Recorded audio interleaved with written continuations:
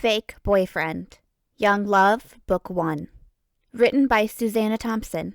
Narrated by Paulina Schubert. Chapter 4. I was back to being unsure about everything the next morning. Gage might have just been saying all that stuff yesterday to con me out of the money, although he had no reason to insist on it being a loan when I had already agreed that he could keep the money as payment. I felt foolish now about gushing about him to Emily on the phone last night. Being just as prone to romantic fantasies as me, she had agreed that he seemed like a knight in shining armor. She had gone as far as to suggest that he wanted to pay me back the money because he was starting to fall for me. I couldn't help get a thrill from that idea, even if I knew how unlikely it was. More like impossible, I chided myself now, remembering again the comments of the girl in the bathroom at school. When I told Emily about Gage being a singer in a band, she had gone silent before squealing so loud that I had pulled the phone away from my ear. "Oh my God! I have got to see this guy. Send me a picture!" she demanded excitedly. I don't have one," I replied. "Well, get one!" "How am I supposed to do that?" I questioned. "Take his picture," she said like it was that simple.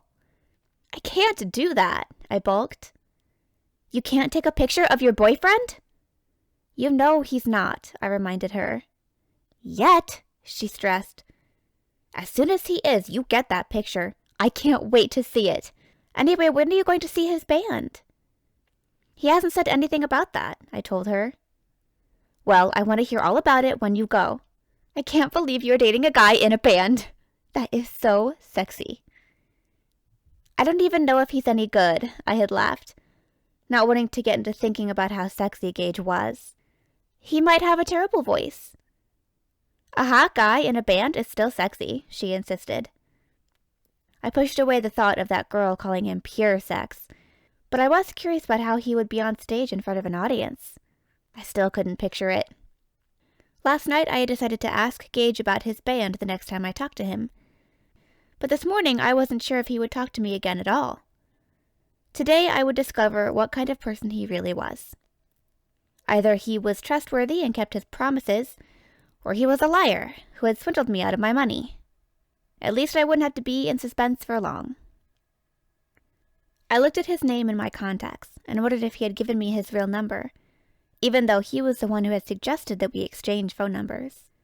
I thought about texting him to see if he responded, but I didn't want to make an even bigger fool of myself if he had given me his actual number just to see what I would do. Maybe he was laughing at me behind my back for falling for all his bullshit. Maybe he was even laughing at me with Dylan and would show him my text. Then they would both smirk at me at school over how pathetic I had been to offer Gage money to pretend to be my boyfriend.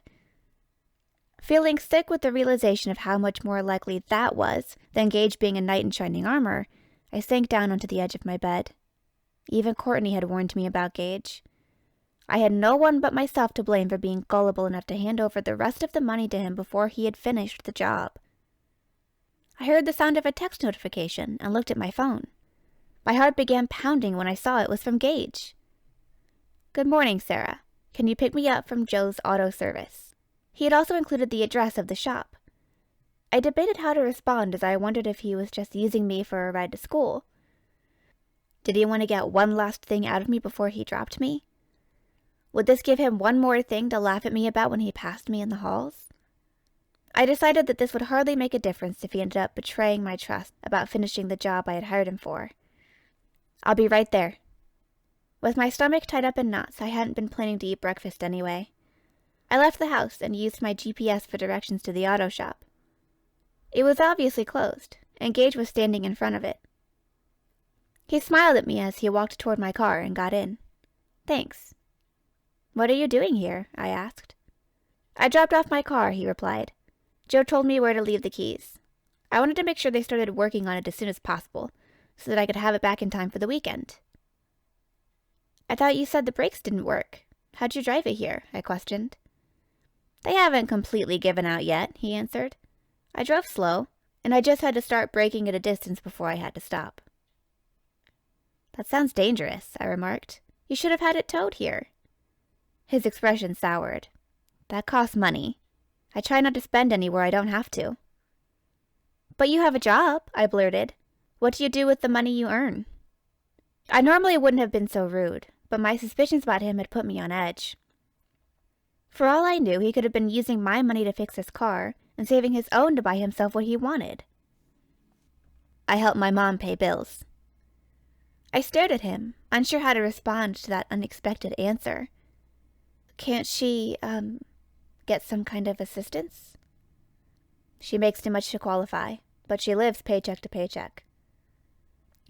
Most of the time she has enough to cover the bills, but she was off from work for 6 weeks after surgery this year, he explained. With the doctor bills and everything, it pretty much wiped out my savings account. I really should have sold my car. I had never imagined that someone my age would need to worry about paying for living expenses. I had always assumed that public assistance took care of everyone whose parents couldn't afford all the necessities. It was disturbing to learn that help might not be available when it was needed. We should get going, Gage prompted me. I circled around toward the street and pulled out onto the road.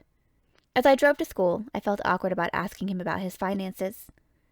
He hadn't seemed to take any offense this time, but money had been a touchy subject with him from the start. He must have felt obligated to put up with my prying since he was dependent on me for the ride to school. I still didn't know if this would be the last time he ever spoke to me, so I decided to satisfy my curiosity while I had the chance. I heard that you're in a band. Is that true? I glanced at him quickly to see his reaction to the question, but it didn't appear to affect him. Yes, I am, he replied. You can come with me to practice sometime if you want to hear us, or wait until we have a gig. Yeah, I agreed cautiously, wondering if he was just saying that to placate me until he ditched me. I'd like to hear you sing. I'd like that too, he said. I think you'll be impressed. I shot a look at him. Really? I challenged. Yes, really, he stated.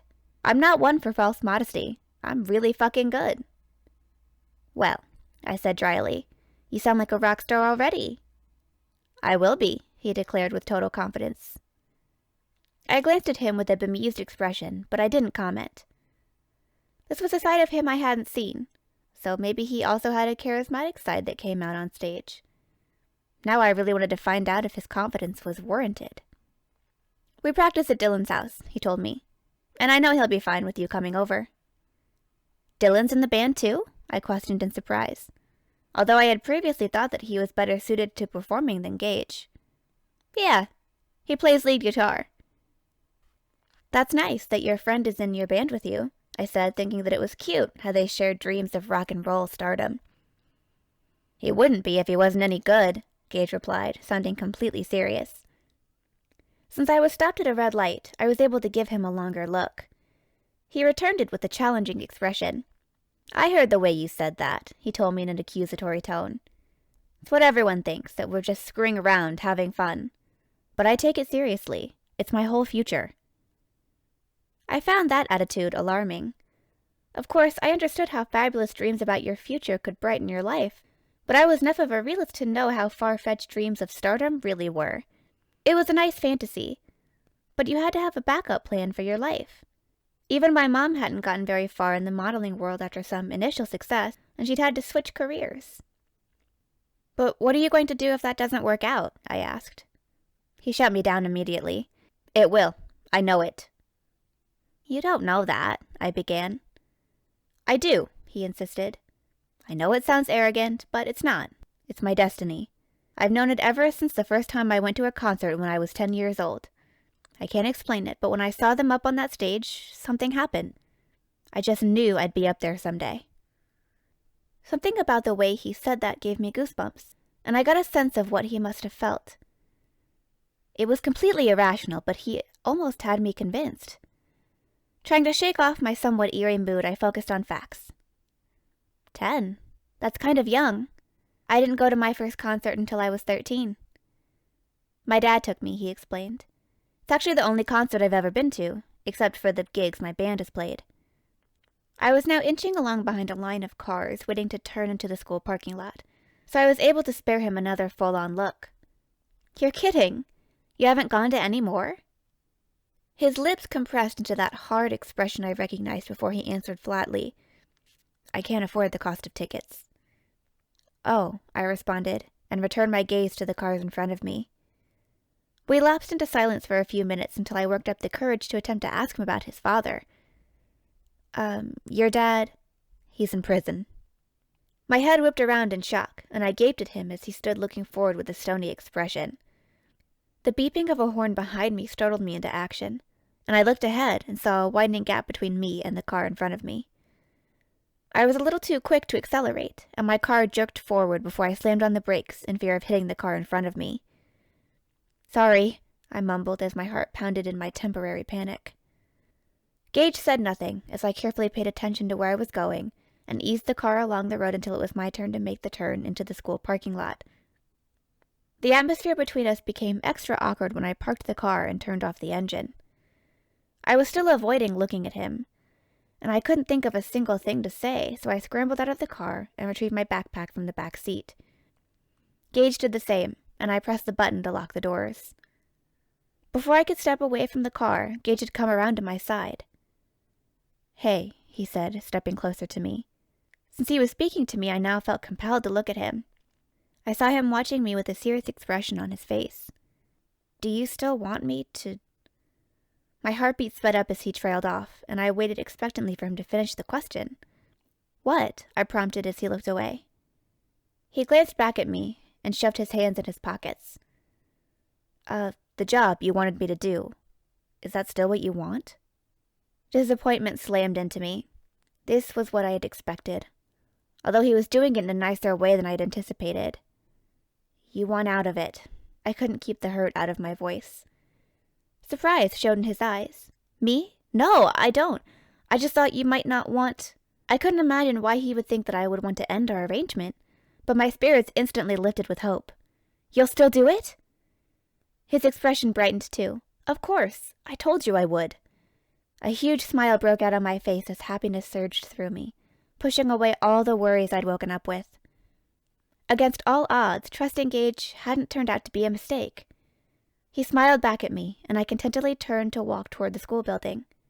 Gage fell into step beside me, and then he reached out and took my hand. A riot of butterflies took flight in my stomach, and I looked at Gage for an explanation. He just smiled at me and continued to hold my hand, and I began to wonder if I was dreaming, because nothing could ever be more romantic than this.